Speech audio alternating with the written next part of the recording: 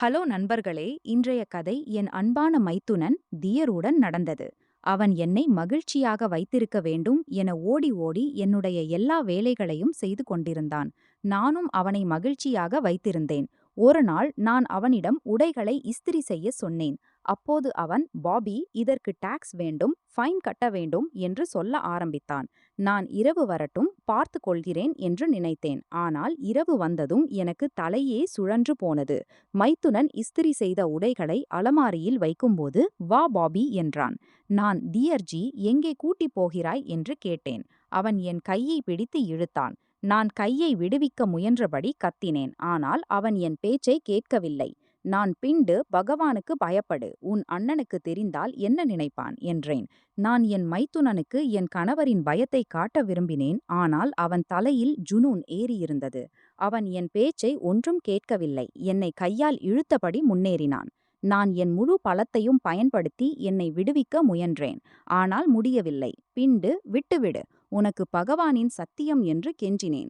ஆனால் அவனுக்கு என் மீது கொஞ்சம் கூட இரக்கம் வரவில்லை.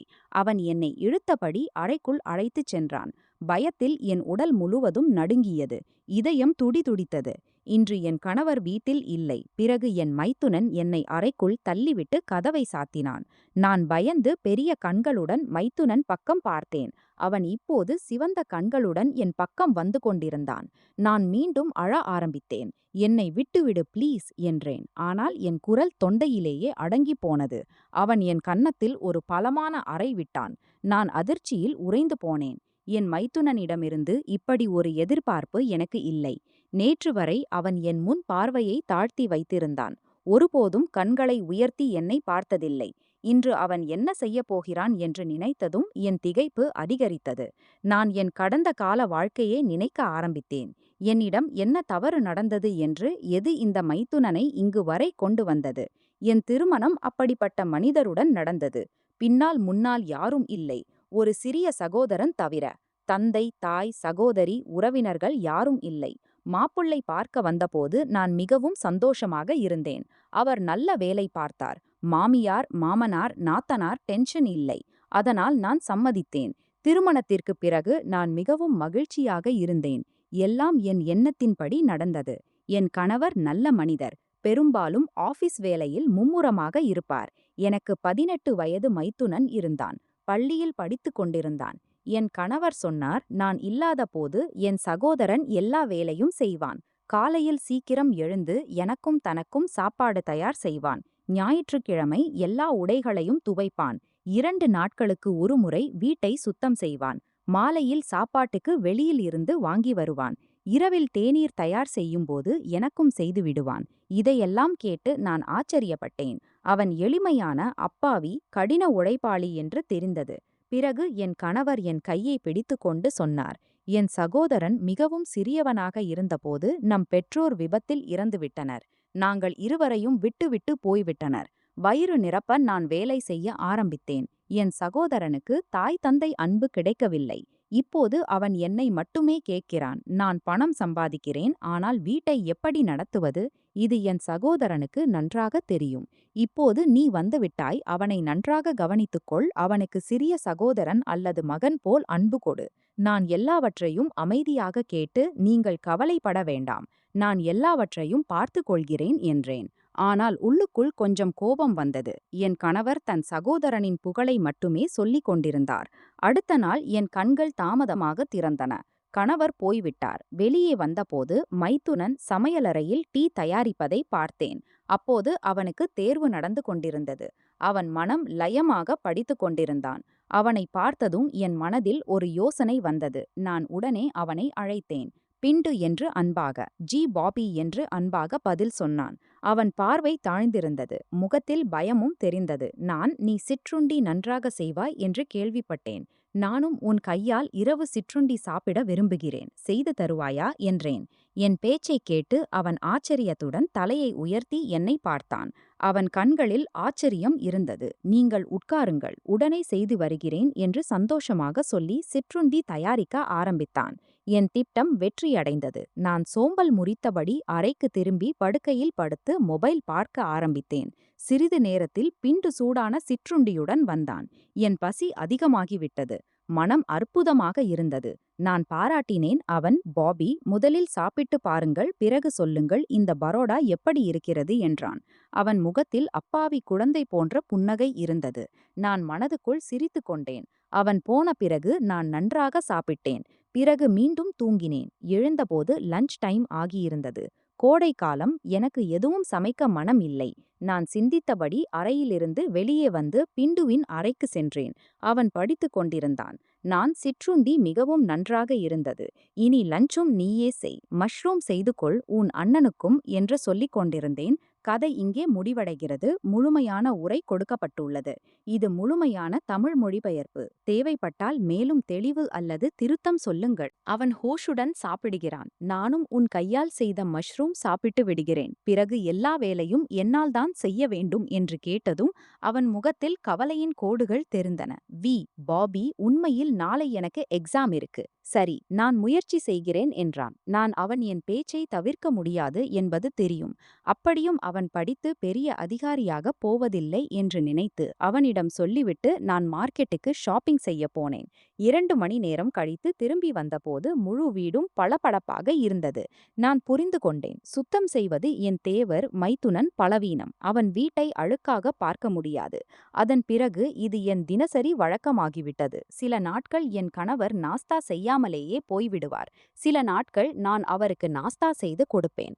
ஆனால் பெரும்பாலும் என் தேவர்தான் அவருக்கு நாஸ்தா கொடுப்பான். அவன் பரீட்சையும் முடிந்துவிட்டது. இப்போது அவன் ஃப்ரீயாக இருந்ததால் வீட்டின் எல்லா வேலையும் செய்து விடுவான். ஏனென்றால் நான் நாஸ்தா செய்த உடனேயே தூங்கிவிடுவேன். எழுந்து என் அறையை சுத்தம் செய்து கொள்வேன். மாலை சமையலும் தேவர்தான் செய்வான். கணவர் வரும் நேரத்தில் நான் ரொட்டி செய்து டீயும் போட்டு கொடுப்பேன். அதனால் என் கணவருக்கு எல்லா வேலையும் நான் தான் செய்கிறேன் என்று தோன்றும். 1 வாரம் கழித்து உடைகளை என் தேவர் துவைத்து விடுவான். அவன் அமைதியாக எல்லா வேலையும் செய்து விடுவான். என் தேவர் இப்போது கல்லூரிக்கு போக ஆரம்பித்தான். அவன் உயரமும் அதிகரித்து விட்டது. ஆனால் இன்னும் நான் அவனிடம் வேலை வாங்கிக் கொண்டிருந்தேன். சொல்ல வேண்டிய அவசியம் கூட இல்லை. இப்போது அவன் அடிக்கடி தாமதமாக வீட்டுக்கு வர ஆரம்பித்தான். ஒரு நாள் அவன் என்னிடம் வந்து, நாளை என் ஃபீஸ் கட்ட வேண்டும். நீங்கள் இரவில் அண்ணாவிடம் பேசிவிடுங்கள். நான் கொஞ்சம் தாமதமாக வருவேன் என்றான். அதைக் கேட்டதும் என் புருவம் உயர்ந்தது. இப்போது இவனுக்கு பணம் கொடுக்க வேண்டும். கல்லூரி ஃபீஸ் குறைந்தபட்சம் 1,00,000 இருக்கும். என் கணவர் தன் சகோதரனுக்கு வீணாக அவ்வளவு பணம் கொடுப்பதை நான் சுத்தமாக விரும்பவில்லை. எனவே மாலையில் என் கணவரிடம் நான் சொல்லவே இல்லை. காலை ஆனதும் தேவர் ஃபீஸ் பற்றி கேட்டான். நான் பொய் சொன்னேன். உன் அண்ணா சொன்னார், இப்போது பணம் இல்லை, வேலை சரியாக நடக்கவில்லை, அதனால் பண ஏற்பாடு செய்ய முடியாது என்றேன். அதைக் கேட்டதும் தேவர் கவலையுடன் முகம் வாடிப்போய் அமைதியாக போய்விட்டான். நான் நிம்மதியாக மூச்சுவிட்டேன். அதன் பிறகு தேவர் தன் அண்ணாவிடம் ஒருபோதும் பணம் பற்றி பேசவில்லை. காலம் கடந்து கொண்டிருந்தது. நானும் என் வாழ்க்கையில் மும்முரமாக இருந்தேன்.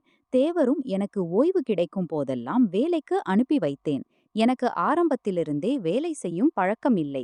அதாவது நான் சோம்பேறி. சாசரத்துக்கு மாமியார் வீட்டுக்கு வந்ததும் ஒரு வேலைக்காரி வைத்துக் கொள்ளலாம் என்று நினைத்திருந்தேன். ஆனால் இங்கு எனக்கு வேலை செய்பவன் தேவராக கிடைத்துவிட்டான். அதனால் வேலைக்காரி எதற்கு? என் கணவர் வீட்டில் இருக்கும் நாட்களில் நான் உடல்நிலை சரியில்லை என்று சாக்கு சொல்வேன். கணவர் அன்று வெளியில் இருந்து சாப்பாடு வாங்கி வருவார். நான் எனக்கு வேண்டிய வாழ்க்கையைத்தான் வாழ்ந்து கொண்டிருந்தேன். என் தேவர் இப்போது இரவு 9 மணிக்கு மேல் வீட்டுக்கு வருவான். நான் எழுந்தபோது கிச்சன் சுத்தமாக இருக்கும்.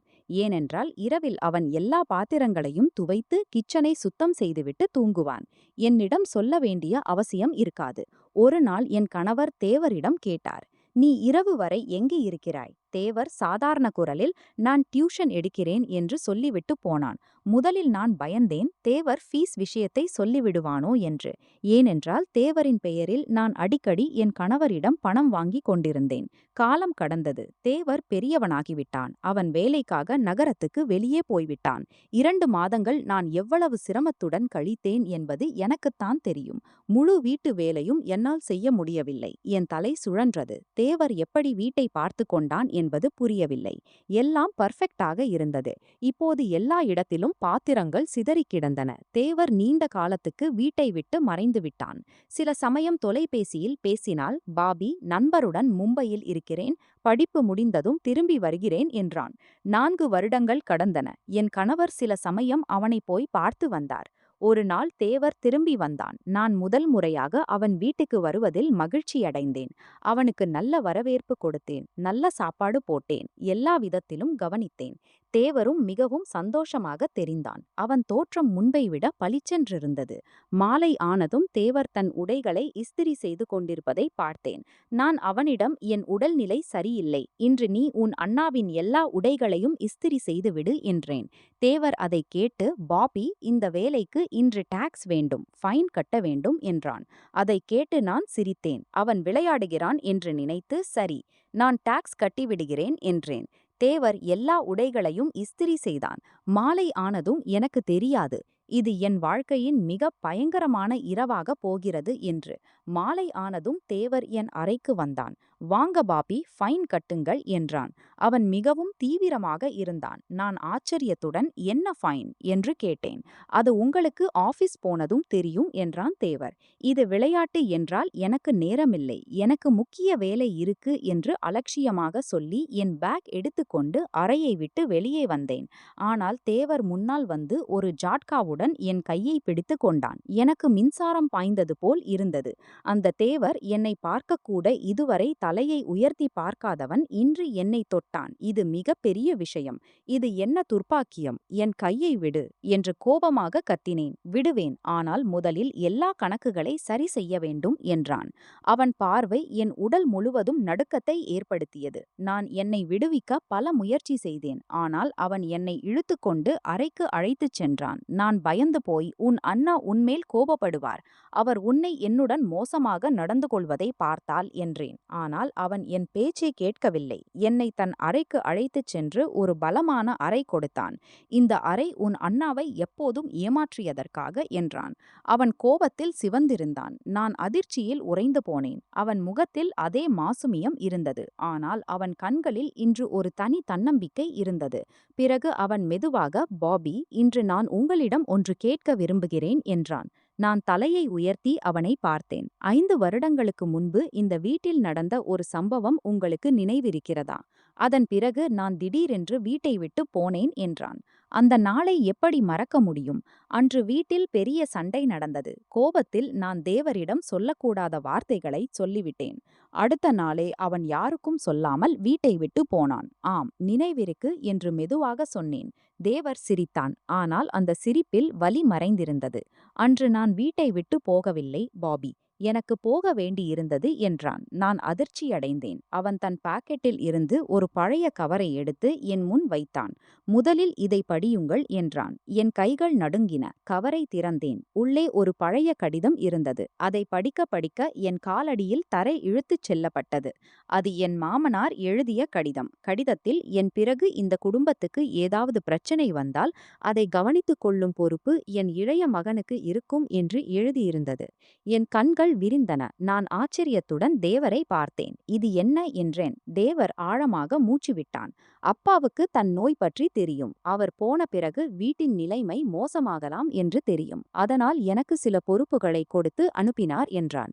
ஏன் சொல்லவில்லை? அப்பா அனுமதிக்கவில்லை என்றான். அறையில் அமைதி நிலவியது. பிறகு அவன் மற்றொரு ஃபைலை என் முன் வைத்தான். இப்போது என் இதயத் துடிப்பு இன்னும் அதிகமானது. இதில் என்ன இருக்கு? என் 5 வருட உழைப்பு என்றான். ஃபைலை திறந்தேன். உள்ளே பல ஆவணங்கள், வங்கி பேப்பர்கள், நில ஆவணங்கள், சில புகைப்படங்கள் இருந்தன. நான் எதுவும் புரியாமல் இருந்தேன். அப்போது அவன் சொன்னான், நான் வீட்டை விட்டு போனபோது என் பாக்கெட்டில் வெறும் 2000 ரூபாய்தான் இருந்தது. நான் கூலி வேலை செய்தேன், சிறு பெரு வேலைகள் செய்தேன். இரவு முழுவதும் படித்தேன். பிறகு என் சொந்த பிசினஸ் தொடங்கினேன். அவன் பேச்சை கேட்டு என் கண்கள் கண்ணீரால் நிரம்பின. இன்று நான் அந்த இடத்தில் இருக்கிறேன், முழு குடும்பத்தின் வாழ்க்கையையும் மாற்றக்கூடிய இடத்தில் என்றான். நான் அதிர்ச்சியில் அவனை பார்த்து கொண்டிருந்தேன். அப்போது அவன் இன்னொரு விஷயத்தை சொன்னான். பாபி, நான் இன்று வெறும் திரும்பி வரவில்லை, ஒருவரை என்னுடன் அழைத்து வர வந்திருக்கிறேன். என் முகம் வெளிரி போனது. யாரை என்றேன். தேவர் என்னை பார்த்தான். சில நொடிகள் அமைதி. பிறகு, என்னை எப்போதும் முன்னேறத் தூண்டியவர் என்றான். நான் புரியாமல் இருந்தேன். அப்போது அவன் ஃபைலில் இருந்து ஒரு பழைய புகைப்படத்தை எடுத்தான். அது என் புகைப்படம். என் கண்களில் கண்ணீர் வழிந்தது. நான் தோற்று போகும்போதெல்லாம் உங்களால் சொல்லப்பட்ட ஒரு வார்த்தை நினைவுக்கு வரும். ஒரு நாள் அப்படி ஏதாவது செய், உலகம் முழுவதும் உன்னை பெருமையாக பார்க்கும் என்றான். நான் அழுதபடி இருந்தேன். நான் எப்போதும் சிறியவன் என்று நினைத்த அந்த பையன் இன்று இவ்வளவு பெரிய மனிதனாக என் முன் நின்றிருந்தான். அப்போது முன் கதவு திறந்தது. என் கணவர் உள்ளே வந்தார். அவர் முழு விஷயத்தையும் கேட்டிருந்தார். சிறிது நேரம் அமைதி. பிறகு என் கணவர் முன்னே வந்து தன் இளைய சகோதரனை அணைத்து கொண்டார். இரு சகோதரர்களின் கண்களிலும் கண்ணீர். எனக்கு இப்போது கதை முடிந்துவிட்டது என்று தோன்றியது. ஆனால் அப்போது தேவர் சிரித்தான். இல்லை பாபி, இன்னும் கடைசி சர்ப்ரைஸ் இருக்கு என்றான். நாங்கள் அனைவரும் ஆச்சரியத்துடன் அவனை பார்த்தோம். அவன் வெளியே போய் சிறிது நேரம் கழித்து ஒரு இளம் பெண்ணை அழைத்து வந்தான். இவரை அறிமுகப்படுத்துங்கள், இவர் ஆர்த்தி என்றான். யார் ஆர்த்தி என்று கேட்டேன். தேவர் சிரித்தான். உங்கள் வரப்போகும் தேவராணி என்றான். சில நொடிகள் முழு வீடும் அதிர்ச்சியில் உறைந்தது. பிறகு திடீரென்று அனைவரும் சிரித்தார்கள். பல வருடங்களுக்குப் பிறகு வீட்டில் மகிழ்ச்சி பரவியது. அன்று இரவு எனக்கு உணர்வு ஏற்பட்டது. மனிதனின் மிகப்பெரிய செல்வம் பணம் அல்ல, அவனுடைய உறவுகள்தான். அன்று எங்கள் சிதறுண்ட குடும்பம் மீண்டும் ஒன்றுபட்டது. முடிவு. மித்திரர்களே, இந்த கதை உங்களுக்கு பிடித்திருந்தால் வீடியோவை லைக் செய்யுங்கள். பிரியங்கா யாதவ் வாய்ஸ் சேனலை சப்ஸ்கிரைப் செய்யுங்கள். இது போன்ற உணர்ச்சிகரமான மற்றும் பரபரப்பான கதைகளுக்கு இணைந்திருங்கள். நன்றி.